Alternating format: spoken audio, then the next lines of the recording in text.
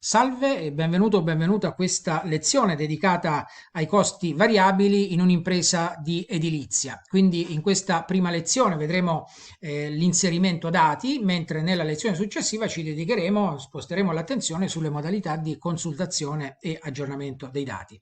Quindi raggiungiamo l'ambiente di inserimento dati, costi dell'azienda, quindi costi variabili. Da qui potremo sia inserire dati e nella lezione successiva cliccando sullo storico andremo a vedere come i dati che ora inseriremo si consultano e si aggiornano.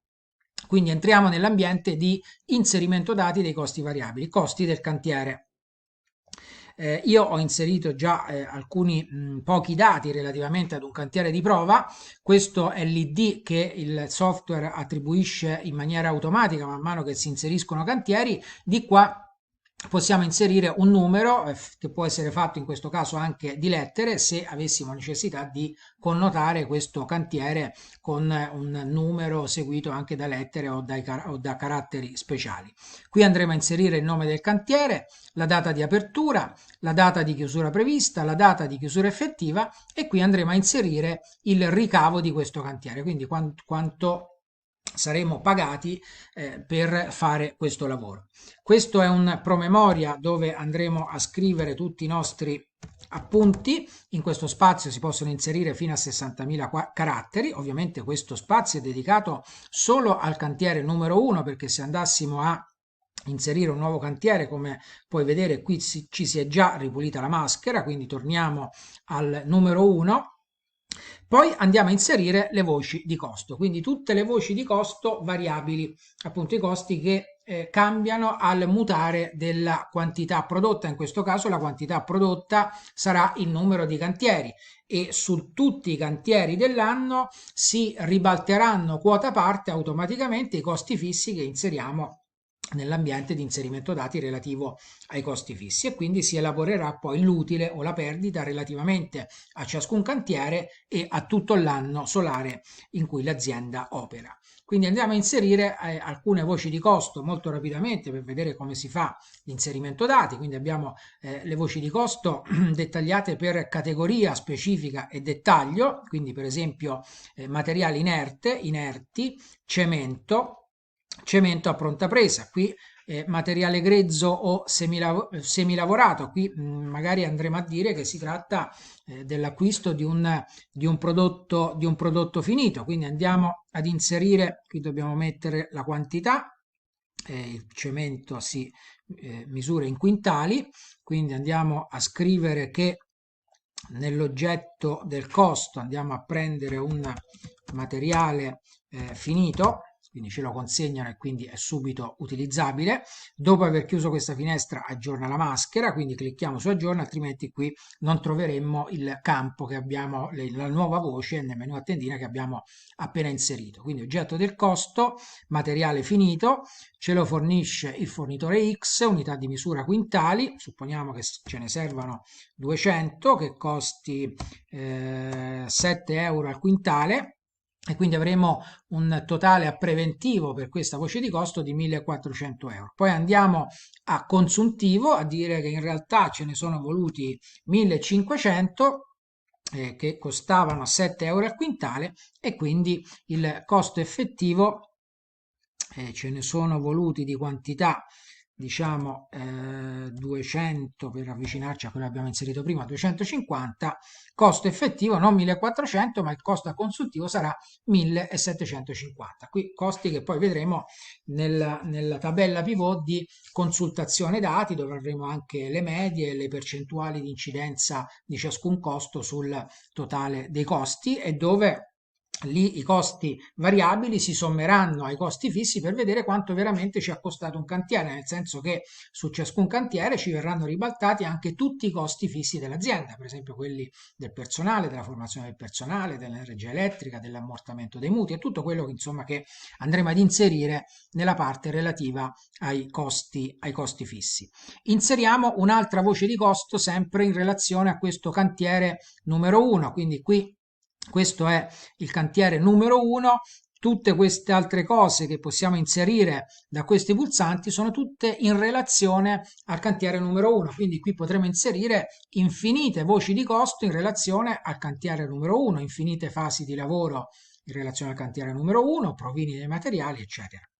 Quindi andiamo a inserire un'altra voce di costo. Clicchiamo su questo pulsante con il segno più per andare a dire al software che vogliamo aggiungere un altro record, quindi in questo caso un'altra voce di costo.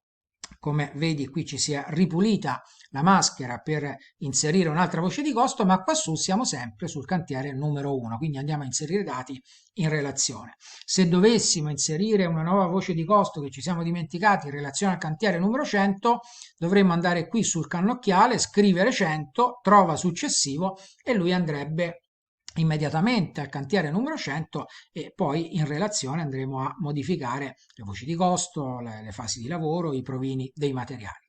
Quindi prima abbiamo inserito il cemento, inseriamo la sabbia, inerti, sabbia di fiume, anche in questo caso ci portano un materiale finito che possiamo subito utilizzare. Se volessimo, anche la sabbia si misura in quintali. Se volessimo aggiungere un fornitore dovremmo andare qui e scrivere fornitore Y.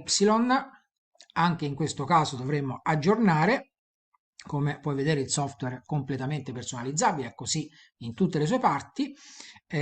Sabbia, diciamo 400 quintali per il prezzo di 2 euro al quintale, 800 euro, poi in realtà ce ne sono voluti 4,50, prezzo 2 euro, e quindi a consuntivo abbiamo avuto questi 900 euro.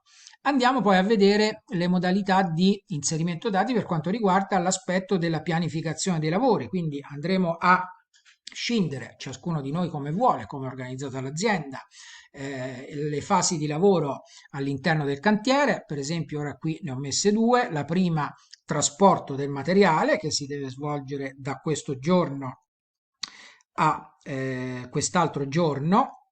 Fine effettiva magari può essere qualche giorno dopo, perché ci può essere stato qualche inconveniente. Qui possiamo andare a scrivere le nostre note, anche in questo caso, come nel caso del promemoria, qui c'entrano 64.000 caratteri, e in relazione a ciascuna fase di lavoro potremo andare a inserire infiniti adempimenti, infiniti documenti e infiniti responsabili, quindi tutti quelli che ci servono, ovviamente anche uno solo. Diciamo che in questa fase trasporto materiale dobbiamo fare prima questa cosa, adempimento 1, e la faremo da questo giorno a quest'altro. Ovviamente le date, è importante inserire le date perché poi ci daranno tutte le scadenze, tutte le cose fatte e non fatte nell'ambiente di consultazione dati.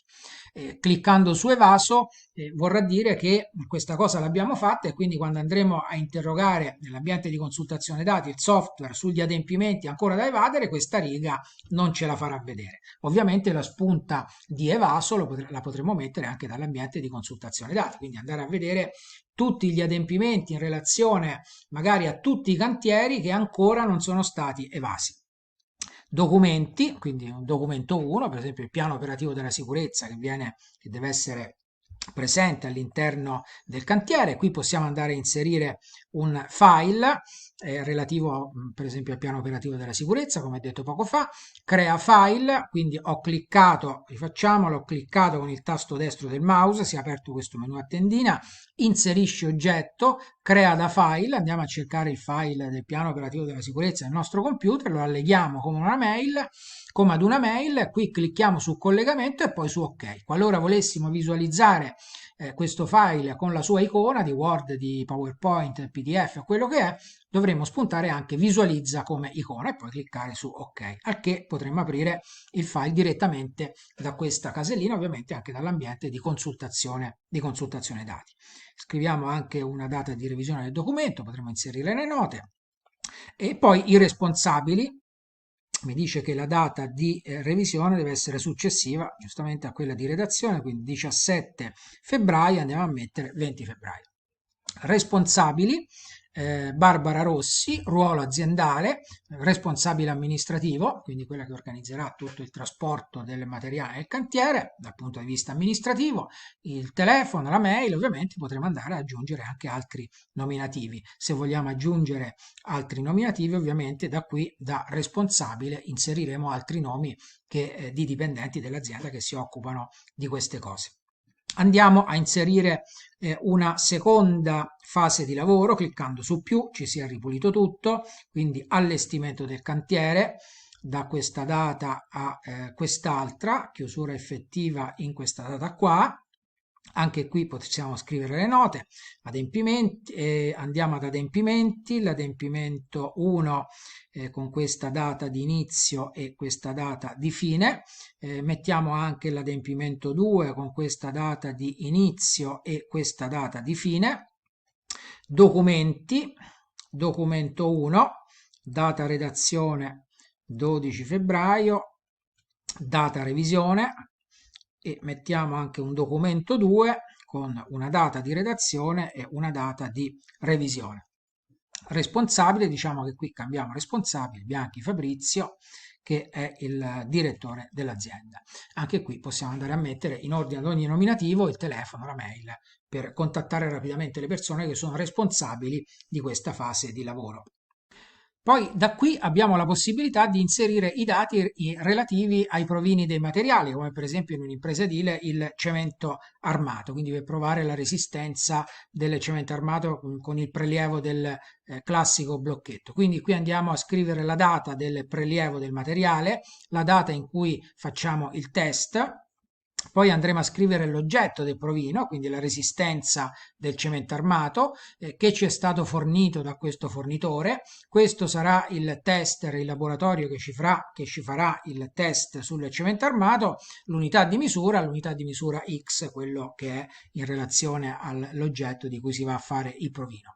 Qui cosa è possibile mettere? Ovviamente poi questi dati li potremo consultare in delle comode tabelle pivot nell'ambiente di consultazione e aggiornamento dati. Innanzitutto, se in relazione a questo provino c'è una tolleranza, come normalmente c'è una tolleranza in effetti in difetto in relazione a ciascun materiale, potremmo dire che la tolleranza, per esempio, in eccesso è dello 0,1 e in difetto è sempre dello 0,1. Il valore ottimale sarebbe 1 e invece andiamo a rilevare 0,9. Cliccando su aggiorna vediamo che abbiamo uno scostamento dello 0,1 in difetto. Se avessimo scritto 1,1 avremmo avuto uno scostamento dello 0,1 in eccesso, quindi sia nel caso precedente che in questo potremo andare a mettere la spunta che questo provino è idoneo, quindi il cemento armato ha passato, diciamo, l'esame. Ovviamente di tutte le idoneità e le idoneità anche relativamente a tutti i provini fatti su tutti i cantieri in tutto l'anno, possiamo avere un quadro completo nell'ambiente, come vedremo, di consultazione e aggiornamento dati. Ovviamente questa spunta non l'andremo a mettere se il valore rilevato fosse stato 1,2, quindi lo scostamento in questo caso in eccesso sarebbe stato dello 0,2, così come se avessimo rilevato 0,8 lo scostamento in difetto sarebbe stato 0,2 quando avremmo tollerato soltanto uno 0,1 e quindi in questo caso questo provino non risulta idoneo. Poi da qui possiamo avere un quadro riepilogativo del cantiere in ordine agli stoccaggi, alla pianificazione dei lavori, ai provini, ai costi variabili, anche all'utile e alla perdita, e da qui invece possiamo andare a consultare in maniera approfondita tutti i dati relativi ai vari cantieri che abbiamo avuto nel corso del tempo, che abbiamo aperto e chiuso nel corso del tempo. Lo possiamo fare da qui e lo possiamo fare, come abbiamo visto prima, anche dall'ambiente da questo pulsante storico in cui possiamo consultare i dati ancora più approfonditamente, e l'aspetto della consultazione e dell'aggiornamento dei dati sarà trattato nella prossima lezione. Quindi ti aspetto alla prossima lezione. Ciao!